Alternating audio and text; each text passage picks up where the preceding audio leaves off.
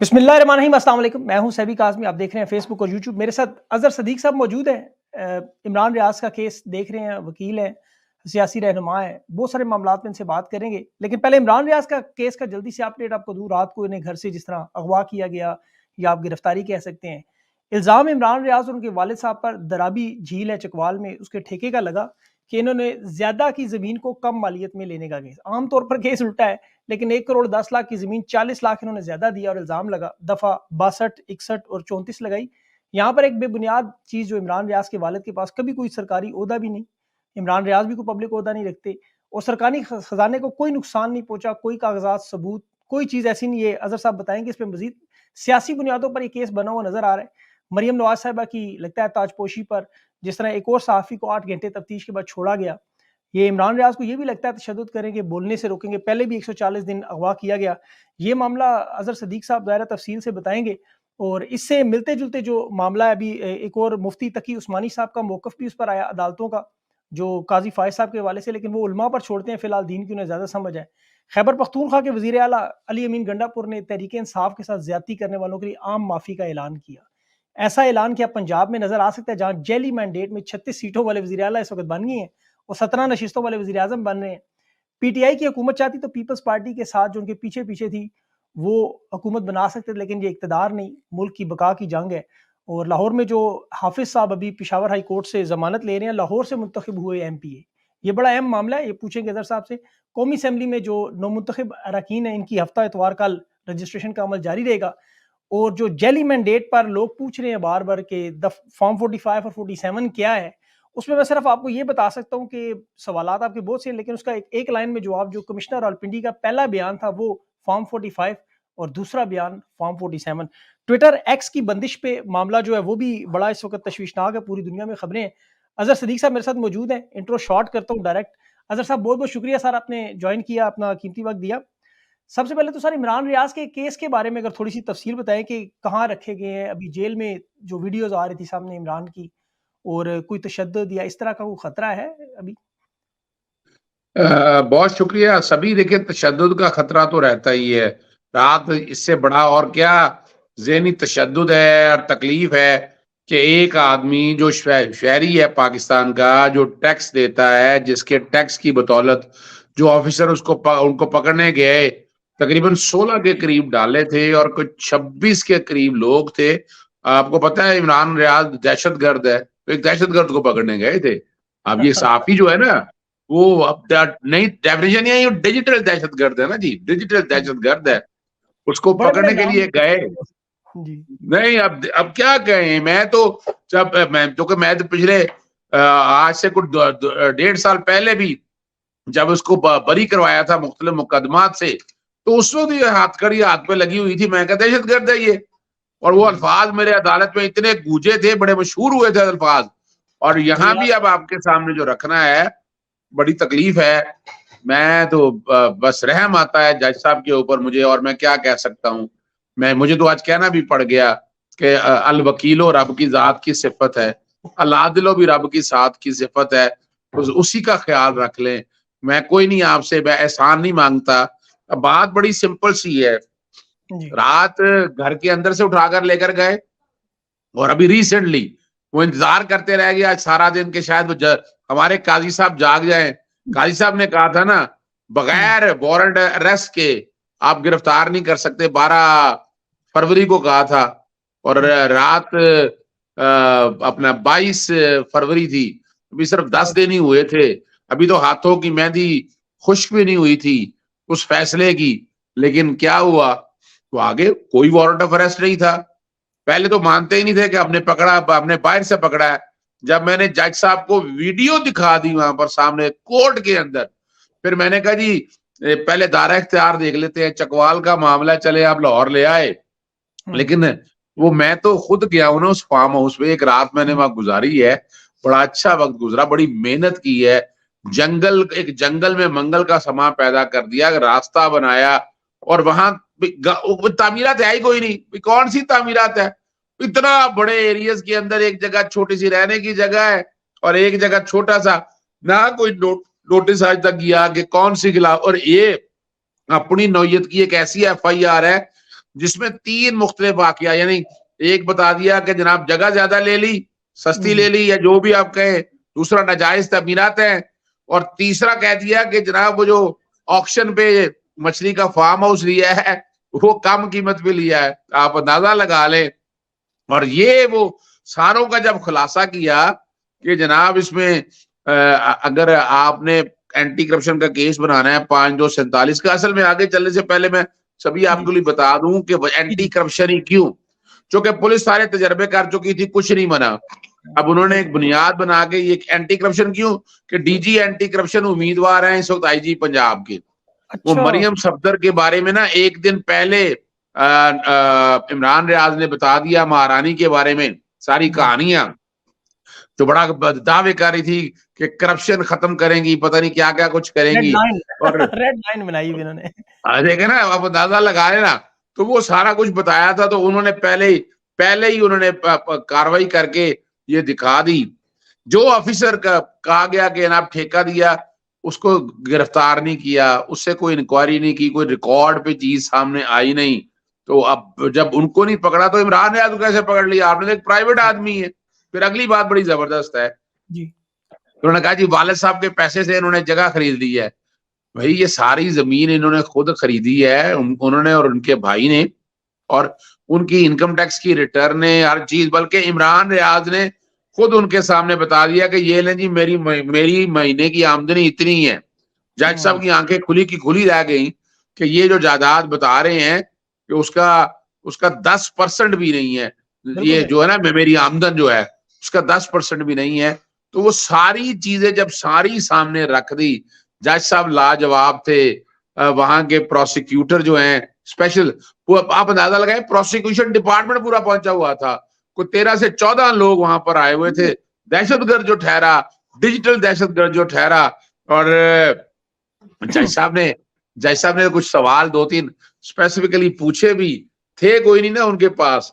Ultimately वजह क्या है आपको पता है, वो लाहौर हाई कोर्ट के जस्टिस शाही जमील ने इस्तीफा दे के बाहर से खिताब करते हुए बता दिया कि कौन फैसले बदलवा रहे हैं, कौन क्या कर रहा है, वो भी सारा कुछ सामने रख दिया। तो यहां से एक जज की अब क्या वैल्यू रह गई है, कुछ नहीं रह गया। अल्टीमेटली मैं बता दूं ये केस था डिस्चार्ज का, अखराज का, जैसे हमने पहले खारिज कराए थे। इमरान रियाज ने बताया कि मैंने आज तक किसी से एहसान नहीं लिया, चौधरी परवेज लाई मुझे कहते रहे, मैंने कहा नहीं जी मेरिट पे, और जिसका इस बात का मैं भी गवाह हूं कि हम उन दिनों ना अपना सैलाब जदगान के लिए कैंप लगाया हुआ था इमरान रियाज ने, तो मेरे बैठे हुए फोन आया था बाकायदा। मैंने कहा मुझे किसी की फेवर की जरूरत नहीं, मेरे मेरिट पे केस बनते, और खुद जाके थानों में पेश होकर ये सारे पर्चे खारिज करवाए थे। तो ये पर्चा भी खराज का बनता था, लेकिन उन्होंने जुडिशल भेज दिया। इतने को 3 घंटे की बहस हुई, और वो 1 सफे का एक ऑर्डर लिख के कुछ भी नहीं लिखा। अब आगे 2 बातें सोच, एक तो इस ऑर्डर को चैलेंज कर रहे हैं कि ये रिमांड डिस्चार्ज का केस है, और इसकी एक क्वेश्चन भी फाइल कर रहे हैं, जमानत भी दरखास्त दायर कर रहे हैं। अब आपका अपना संडे वाले फ्राइडे वाले दिन टाइम जरा कम था, तो स्पेशल कोर्ट में जानी है एंटी करप्शन में, और कोशिश होगी जल्द अज जल्द ये लटकाने की कोशिश करते रहेंगे। तो 2-3 दिन यानी अगले हफ्ते में इंशाल्लाह इमरान रियाज की जमानत भी हो जाएगी इंशाल्लाह। तो अभी कहाँ पे हैं अभी, और ये वहां पे गायब वगैरह तो नहीं कर सकते, इस तरह का कोई मामला तो नहीं कि ये? हमने इस दफा बड़ी तवज्जो रखी है, बड़ा ध्यान रखा है, टीमें हमारी साथ साथ रही हैं। कैंप जेल में बाकायदा छोड़ने के बाद जो आगे ना, अब हम उस जो पिछली दफा का ट्रैप था उस तरह का ट्रैप में नहीं आने देते, आप बेफिक्र रहिएगा। वो डिटेंशन ऑर्डर इशू करने के बाद वापस लेके कहा कि छोड़ देते हैं, और जेल के अंदर जब छोड़ना है तो लेने वाले आपके सामने थे। यहाँ तो डिस्चार्ज अगर आज करते तो हम खुद मौजूद थे, हमने खुद वसूल करना था इमरान रियाज को। अगर गायब करने वाली बात होती तो मुकदमा दर्ज करने के बाद कहीं और ले जाते। तो वो 140 दिन का तजर्बा उनके ज़हन में है, उन्होंने गिरफ्तार करके रख के देख लिया, उन्होंने देख लिया कि इमरान रियाज ना बिक रहा है ना झुक रहा है। तो अब तो उनके लिए मुश्किल था कि वो इस तरह का कोई भी खिलवाड़ या कहानी चला सकते थे। बिल्कुल। अजहर भाई, सोशल मीडिया की पूरे पाकिस्तान की सहाफत की आपको पता है जान है इमरान रियाज, तो ये जान इस वक्त आपके हवाले, अल्लाह के हवाले के बाद आपके हवाले है, इसलिए आपके ऊपर पूरा जो है ना इस वक्त सबकी नजरें इस वक्त आपके ऊपर है। ये जमानत इंशाल्लाह हो, फिर आपसे इंशाल्लाह इस पे मजीद जो है वो तफसील देखिए से। मैं बताऊं सभी, ये रब पाक का बड़ा शुक्र और बड़ी करम नवाजी है, रब की ज़ात साथ है। उनके वालिद पे करप्शन का इल्जाम लगा तो मेरी आंखों में आंसू थी। मैं उनके वालिद को गुज़श्ता 20-25 साल से जानता हूँ। 1 रुपए के रवादार नहीं है, बारिश आदमी है, नेक आदमी है, चेहरे पे आपको आपको यानी फ्रेश ताजगी नजर आएगी। और मैं तो उनसे कई दफा, और मैंने, बड़ी मजेदार बात है, जब ये लास्ट टाइम ये उठाया गया तो मैंने उन्हें कहा कि उसको समझाना था। कहता मैं उनको क्या समझाऊं, तो सुनिएगा ध्यान से। मैंने कहा उनको समझाना चाहिए। कहता मैं क्या समझाऊं अजहर, मैं कहूं कि तुम करप्ट लोगों के साथ हो जाओ, मैं हाँ, उसे कहूं कि तुम खामोश बैठ जाओ, मैं उसे कहूं तो घर दरवाजा लगा के कुंडी लगा के कमरे में बैठ जाओ, ये नहीं मैं कह सकता। मैंने सही। पूरी उम्र को तालीम दी है सच्चाई की, हक और सच की बात की, तो मैं उस पर कायम रहूंगा, इसलिए मैं पीछे नहीं हटूंगा। बिल्कुल, माँ-बाप का ऐसा हौसला मिल जाए तो फिर बंदे को, आपको पता है, माँ की दुआ हो और आगे फिर आपको पता है नबी पैगंबरों को चाहिए थी, तो फिर आगे आपको पता है बाप की इस तरह शफ़क़त हो तो फिर कौन रोक सकता है मामला।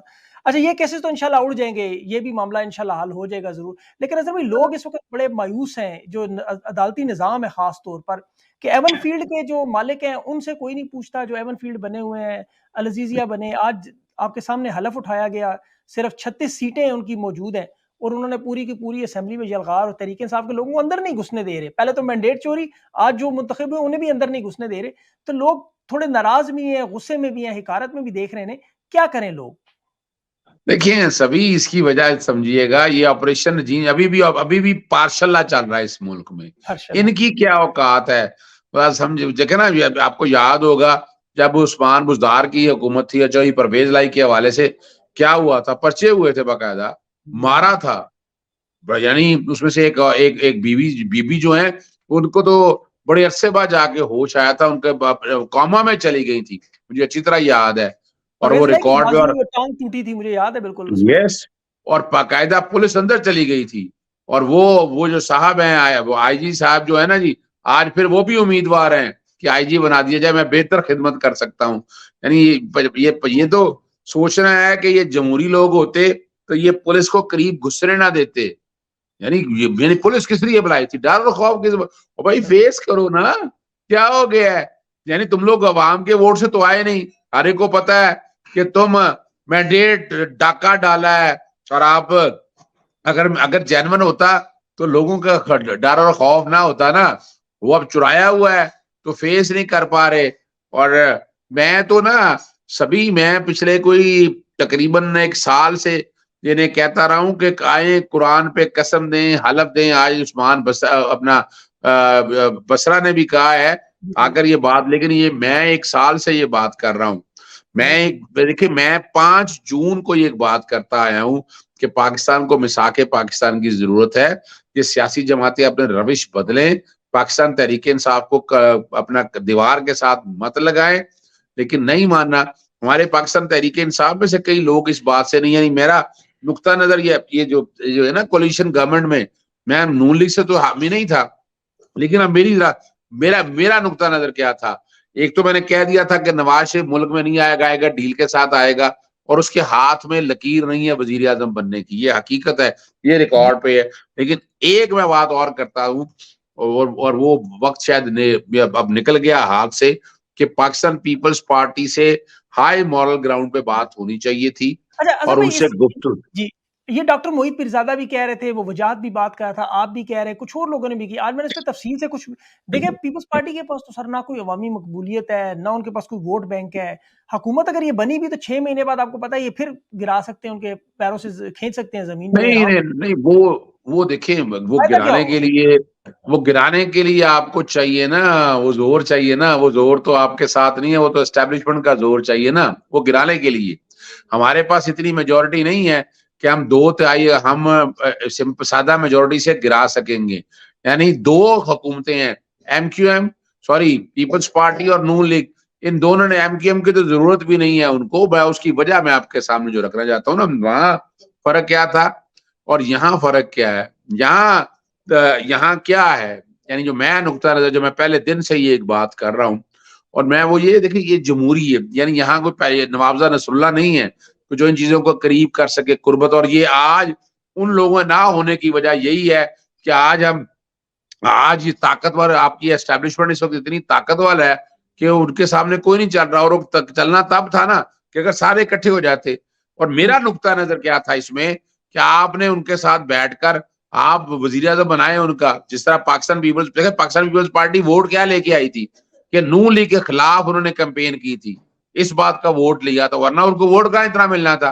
तो उनके साथ बैठ के हाई मॉरल ग्राउंड पे आप गवर्नमेंट बनाते, आप बैठते, मेरिट पे आपके केसेस खत्म हो जाने, कोई एहसान की बात नहीं थी। लेकिन अगर 6 मैं यहाँ महीनों के अंदर जी, यहाँ पे अगर आपको याद हो तो जब इमरान खान, आपको पता है उनके ऊपर कातलाना हमला हुआ, उस वक़्त 2 हुकूमतें सूबों में मौजूद थीं। ऑपोज़िशन में भी 150 से ज़्यादा नशिस्तें थी, लेकिन खान साहब अपने ऊपर एफआईआर नहीं करवा सके। उस वक़्त भी इन्होंने छापे मारे, 9 मई तो बहुत लेट हुआ।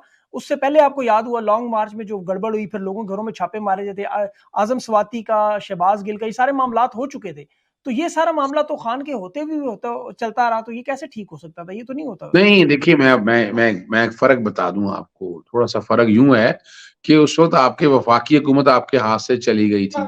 वफाकी हुकूमत इन लोगों की पीडीएम की आ चुकी थी और सूबे के अंदर आपका स्टेटस कोई नहीं था। इस वक्त जो तजर्बा था ना पीडीएम का, अपना कौमी हुकूमत का, वो तजर्बा खत्म हो गया। फिर जो निगरान हुकूमत थी ये आपने लगाई, टेक्नोक्रेट की हुकूमत लगाई। आपकी बात में बहुत वजन है, लेकिन बात ये नहीं है।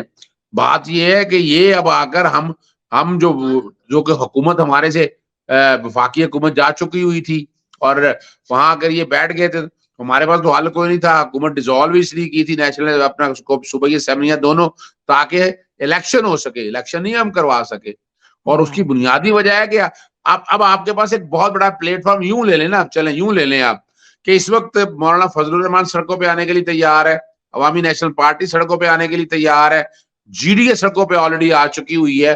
तो अगर आप इस तरह एक कलेक्टिव एफर्ट करेंगे तो फिर कोई मुश्किल नहीं है। आप एक सिंगल आउट जो आपको कर दिया वो नुकसान था बुनियादी तौर पर। नहीं, नहीं, वो आपकी बात दुरुस्त है कि बाहर एहतजाज में जो जमातों के साथ ज़रूर, लेकिन खान ने, आपको पता है, इनको 2 जमातों को क्लियर, बल्कि एमक्यूएम भी साथ है कि जिन्होंने मैंडेट चोरी किया, उनके साथ हाथ मिलाने पे बिल्कुल इनकार किया हुआ है। लेकिन आपका मौका मैं समझ गया हूँ। अभी आईएमएफ को जो खत लिखा जा रहा है अज़हर भाई, ये बड़ा इंपॉर्टेंट पॉइंट है कि आईएमएफ कह रहा है फिलहाल, ये इमरान खान के खत से पहले की उनकी स्टेटमेंट है कि हम पॉलिटिकल जो इंटरफेरेंस उसमें नहीं जाते। लेकिन जो खत खान साहब का है उस पे आलमी एक्सपर्ट सारे कह रहे हैं कि ये मामला ठीक-ठाक किस्म का बढ़ जाएगा आगे। आईएमएफ $6 अरब की डील है, आपको पता है सारी मईशत उस पे डिपेंड कर रही है। आप इंटरनेशनल अदालतों में खत भी लिखते रहे, इनके साथ राब्ते में ही रहे। इस खत से क्या फ़र्क पड़ सकता है और क्या होगा? आपको क्या लगता है? देखिए, पहली तो बात है कि ये एक तरह से ना एक र्यूमर फैला दी है कि पता नहीं, हम उन्हें कह रहे हैं कि कर्जा नहीं देना है। इशू बड़ा सीधा सा बात है ट्रांसपेरेंसी की। एक हुकूमत जो अवाम के वोट से बनी है, ये हुकूमत अवाम के वोट से तो आई नहीं है, ये तो फ्रॉड और फ्रेब से आई है। तो उनके नॉलेज में बताना है ना। और ये जो लूट मार करते आए हैं, पहले आपने पीडीएम 1 में तबाह बर्बाद कर दिया।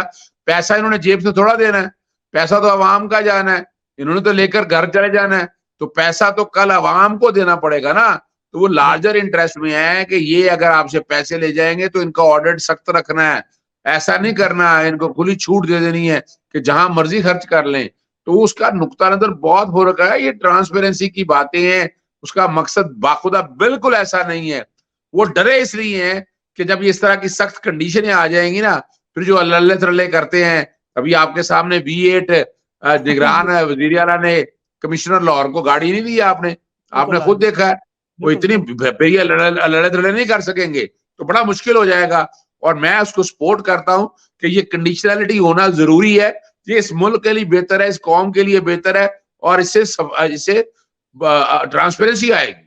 बिल्कुल सही बात है। अच्छा, अभी जो लाहौर में 5 ज़िमनी, आपको पता है जो इंतखाबात होने जा रहे हैं, हमज़ा शहबाज की, मरियम की और शहबाज शरीफ की जो नशिस्त है, ये जो मामलात है इसमें तहरीक-ए-इंसाफ अगर लड़ती है, जीत जाते हैं नशिस्तें, तो आपके ख्याल में इनको देंगे या इसी तरह की वारदात करके इलेक्शन कमीशन जो अभी तक फॉर्म 45 अपलोड नहीं कर सका, ये वारदात नहीं, करेगा? अब जरा मुश्किल हो जाएगा क्योंकि अपना वो बड़े है ना। वैसे तो इलेक्शन कमीशन तो नाकाम इदारा के नजर आ गया है। वो तो मैं पेश भी हुआ उनके सामने, मैंने तो उनके मुंह पे कह दिया कि आप कुछ नहीं कर सकते, आप लोगों ने तो किया ही कुछ नहीं है। अभी करप्शन आप धांधली रोक नहीं सके, प्री पोल रिगिंग, गिरफ्तारियां, ये सारा जो कुछ भी है। तो ये वाला जो है ना, ये 5 नशिस्तें होंगी, तो 5 नशिस्तें पे फॉर्म 45 जो है ना तब्दील करना बड़ा मुश्किल है। कहाँ पूरे मुल्क का इलेक्शन और कहाँ ये चंद नशिस्तें होंगी कि जिन पे बैठकर अब हम धांधली बड़े आसानी से रोक सकेंगे। बिल्कुल। और अभी एक और जो बड़ा है मामला, जो इंटरनेशनल न्यूज़ में आपको पता है, एक्स ट्विटर जो बैन किया हुआ है पाकिस्तान में, अब तो वीपीएन पे भी आपको पता है इन्होंने यलगार की हुई है, हर एक का वीपीएन भी बंद किया जा रहा है। तो ये जो मामला है, इसको जो निगरान अभी इस वक्त वज़ीर इत्तलात है सोलंकी साहब, वो तो कहते हैं कि जी हमने तो कुछ किया ही नहीं, लेकिन वो पूरी दुनिया कह रही है बैन है। इस तरह के मामलात पे इंटरनेशनल लेवल पे क्या असर पड़ेगा पाकिस्तान का? देखें ये बड़ी ज्यादती, ये खुद मौका दे रहे हैं ना, आप खुद मौका दे रहे हैं कि पूरी दुनिया को आपकी तरफ इन्वॉल्व किया जाए। सहाफियों की गिरफ्तारियां, फिर ये बैन, और ये वीपीएन हकीकत है यार, ट्विटर बिल्कुल बंदिश है, काम नहीं करता। और एक दौर था कि जब मैं कहा करता था कि इनको रेगुलेट करने की बात करें तो सियासी जमातें शोर डाला करती थी। आज कहाँ है बिलावल भुट्टो? आज जरा गौर तो करे ना, खामोश बैठा हुआ है। वजह क्या है? उन्होंने अपना दीन ईमान बेच दिया है, उन्हें इनसे कोई ताल्लुक नहीं है, उन्हें सिर्फ इक़्तिदार से ताल्लुक है। इक़्तिदार उनके पास हो, कुर्सी उनके पास हो, और वो कुर्सी को बचाना चाहते हैं। लेकिन इसमें मैं भी एक आईनी दरखास्त दायर कर रहा हूँ लाहौर में, सिंध में आ गई हुई है। उसी तर्ज के ऊपर देखें, ऐसे पहले भी मैं करता रहा हूँ, लेकिन एक मैं बताऊं, अब अदालतों को जागना होगा। पार्टी सिंबल के हवाले से भी मैंने नोटिस करवा लिया है, सेक्शन 215 इलेक्शन एक्ट के तहत, कि जब पार्टी अगर ले लें तो आप सिंबल ले लें तो पार्टी बरकरार रहेगी। अभी आपके सामने क्या देखा, उन्होंने सिंबल लेके पार्टी भी बैन कर दी है। ये आईने पाकिस्तान उनके आर्टिकल 17 की खिलाफ वर्जी है। इसी तरह ये तायाद नायली वाला जो सेक्शन 232 डाला था, मैंने वो भी चैलेंज कर दिया, उस पर भी नोटिस करवा दिए मैं। सेक्शन 57 के ऊपर भी इलेक्शन के हवाले से, उसमें भी मैंने ऑलरेडी नोटिस करवा दिए। मैं तो अपने तक जितना कर सकता हूँ वो मैं लगा हुआ हूँ।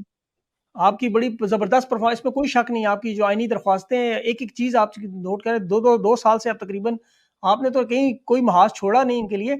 अच्छा, अभी खान साहब के जो केसेस हैं, इस पे अजहर भाई क्या चलने जा रहा है, आपको क्या लगता है? रमजान में इंशाल्लाह खान साहब बहुत जल्द मैं बाहर देख रहा हूँ। मैं ओवरऑल आपके सामने सिनेरियो रख देता हूँ, मैं इसको जोड़ रहा हूँ अमेरिकन इलेक्शंस के साथ। ये पाकिस्तान में जो कुछ आ रहा है, ये अमेरिकन एस्टेब्लिशमेंट इसमें बहुत हद तक इन्वॉल्व है, और ये जो कुछ भी हो रहा है, और इसका अल्टीमेटली ये जो मामला है ना, ये चूहे बिल्ली का खेल है, ये नवंबर तक तो चलेगा। नवंबर तक आप सारा मामला इस हद तक लेकर जाएंगे। तो इमरान खान जो है ना, 4 केसों में सजा हुई, एक सस्पेंड हो चुकी है तोशाखाना इलेक्शन कमीशन की। साइफर में अपीलें फाइल हो गई हैं, वहां कन्विक्शन भी सस्पेंड करने की बात हो रही है और अपीलें भी सस्पेंड करने की बात कर रहे हैं, ताकि उस बात को काम को खत्म किया जा सके। फिर इसी तरह तोशाखाना दूसरा नैब वाला है, वो भी केस कोई नहीं है, हवाई केस है। आप खुद देखिएगा, उड़ जाएगा, ना सिर्फ जमानतें होंगी, खारिज भी हो जाएगा। इद्दत का जो 1450 साल में ऐसा केस हमने नहीं रिकॉर्ड में देखा, वो भी कोई नहीं जाना। वो सब फरमाइशी सरफाइशी केसेस हैं।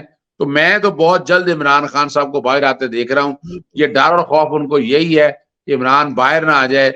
अब इमरान बाहर आएगा तो इनके लिए बड़े मसाइल पैदा करेगा, और वो उससे डर रहे हैं, नींदें इनकी हराम है।